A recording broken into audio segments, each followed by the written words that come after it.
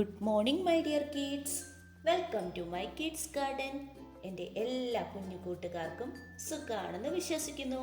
നമുക്കിന്ന് ബാക്കി ലെറ്റേഴ്സ് പഠിച്ചാലോ? കഴിഞ്ഞ ക്ലാസ്സിൽ നമ്മൾ പഠിച്ച് നിർത്തിയത് എവിടം വരെയുള്ള ലെറ്റേഴ്സ് ആയിരുന്നു? യു വരെ അല്ലേ? എൻ്റെ എല്ലാ കുഞ്ഞുമക്കളും യു വരെയുള്ള ലെറ്റേഴ്സ് എഴുതി പഠിച്ചെന്ന് ഞാൻ വിശ്വസിക്കുന്നു. നമുക്ക് എന്നാലും ഒന്ന് റിവൈസ് ചെയ്യണ്ടേ? നമുക്കൊന്ന് ചെയ്തു നോക്കിയാലോ? അപ്പം എൻ്റെ കൂടെ എഴുതണേ. അപ്പം നമ്മൾ പഠിച്ച ആദ്യത്തെ ആ ലെറ്റർ ഏതായിരുന്നു? ക്യൂ അല്ലേ? ക്യൂ എങ്ങനെയായിരുന്നു? ഇങ്ങനെ വന്നു, താഴോട്ട് വന്നു, ഹാഫ് സ്ലാൻഡിങ് ലൈൻ കൊടുത്തു അല്ലേ? ക്യൂ. ക്യൂ കഴിഞ്ഞിട്ടുള്ള നെക്സ്റ്റ് ലെറ്റർ ഏതായിരുന്നു? ക്യൂ ആർ അല്ലേ? ആർ ആർ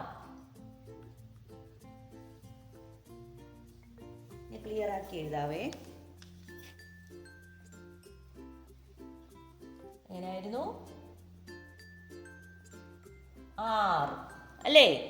പിന്നെ അടുത്ത ലെറ്റർ ഏതായിരുന്നു? Yes yes.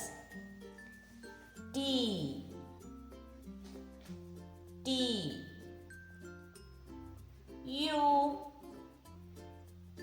ഓർമ്മയുണ്ടോ? ഇത്രയും ലെറ്റേഴ്സ് ആയിരുന്നു നമ്മൾ കഴിഞ്ഞ ക്ലാസ്സിൽ പഠിച്ചിരുന്നത്. ഇന്ന് നമ്മൾ പഠിക്കാൻ പോകുന്നത് യു കഴിഞ്ഞിട്ടുള്ള നെക്സ്റ്റ് ലെറ്റർ. യു കഴിഞ്ഞിട്ടുള്ള നെക്സ്റ്റ് ലെറ്റർ ഏതാണ്? വി. നമ്മൾ ശ്രദ്ധിച്ചോ, ക്യാപിറ്റൽ ലെറ്റേഴ്സിൽ നമ്മൾ ക്യാപിറ്റൽ ലെറ്ററിൽ വി എങ്ങനെയാണ് എഴുതുന്നത്, അതുപോലെ തന്നെയാണ് സ്മോൾ ലെറ്ററിലും വിനെ എഴുതുന്നത്. എങ്ങനെയാണ് നമ്മൾ ക്യാപിറ്റൽ ലെറ്ററിൽ വി എഴുതിയത്? ഇങ്ങനെയല്ലേ? രണ്ട് സ്ലാൻഡിങ് ലൈനിനെ കൊടുക്കുമല്ലേ? രണ്ട് സ്ലാൻഡിങ് ലൈനിനെ കൊടുത്തപ്പം വി ആയി. നമ്മൾ ക്യാപിറ്റൽ ലെറ്റേഴ്സിൽ എഴുതപ്പം വലുതാക്കി എഴുതും അല്ലേ? ക്യാപിറ്റൽ ലെറ്റർ വി എന്ന് എഴുതും. സ്മോൾ ലെറ്റർ ആവുമ്പോൾ എന്താണ്? വിയുടെ ഒരു കുഞ്ഞിനെ കൊടുത്താൽ മതി. കണ്ടോ? വിയുടെ ഒരു കുഞ്ഞു വിനെ കൊടുക്കണം. അപ്പൊ സ്മോൾ ലെറ്റർ.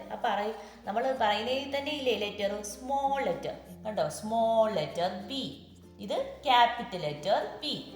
ഓക്കെ ആണോ? ഓക്കെ, ഇപ്പൊ എളുപ്പമല്ലേ? എങ്ങനെയാണെന്ന് ഞാൻ പറഞ്ഞേ, ശ്രദ്ധിച്ചേ. എങ്ങനെയാണ്? നമ്മൾ കുഞ്ഞൊരു വിനെ കൊടുക്കുന്നു അല്ലേ? Small letter V. Small letter V. എങ്ങനെയാണ്? Small letter V. എന്താണ്? രണ്ട് സ്ലാൻഡിങ് ലൈനിനെ കൊടുത്തു. Small letter V.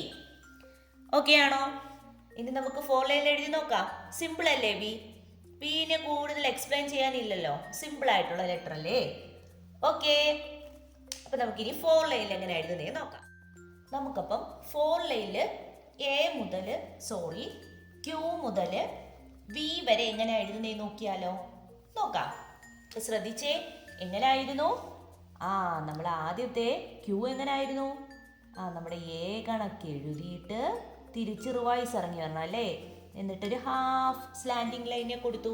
ആരായി? ക്യൂ. നെക്സ്റ്റ് നമ്മൾ എഴുതിയ ലെറ്റർ ഏതായിരുന്നു? ആർ. ആർ എങ്ങനെയായിരുന്നു? സ്റ്റാൻഡിങ് ലൈൻ കൊടുത്തു, തിരിച്ച് ബാക്ക് എടുത്ത് ഹാഫ് ആവും. ആർ. നെക്സ്റ്റ് പഠിച്ച ഏതായിരുന്നു? യെസ് അല്ലേ? യെസ് എങ്ങനെയാണ്? ഈ രണ്ട് ലൈനിൽ നിർത്തി എഴുതണം. യെസ്, പാമ്പ് കണക്ക്. ഇനി നമ്മൾ ടി എങ്ങനെയായിരുന്നു? ടി നമ്മൾ സ്റ്റാൻഡിങ് ലൈൻ കൊടുത്തു, എന്നിട്ട് ഇവിടുന്ന് ഇങ്ങനെ ഒന്ന് വളച്ചിട്ട് ഒരു കുഞ്ഞ് സ്ലീപ്പിംഗ് ലൈനെ കൊടുത്തു. ആരായി? ടി. ഓക്കെ ആണോ? നെക്സ്റ്റ് നമ്മുടെ യു എങ്ങനെയാണ് എഴുതിയത്? യു താണ്ട് ഈ രണ്ട് ലൈനിൽ നിർത്തി എഴുതണം കേട്ടോ. ഇവിടുന്ന് തിരിച്ച് ഇങ്ങനെ താഴോട്ട് വന്നു, തിരിച്ചു കയറി, തിരിച്ച് ബാക്ക് ഇറങ്ങി, ഇങ്ങനെ എഴുതി യു.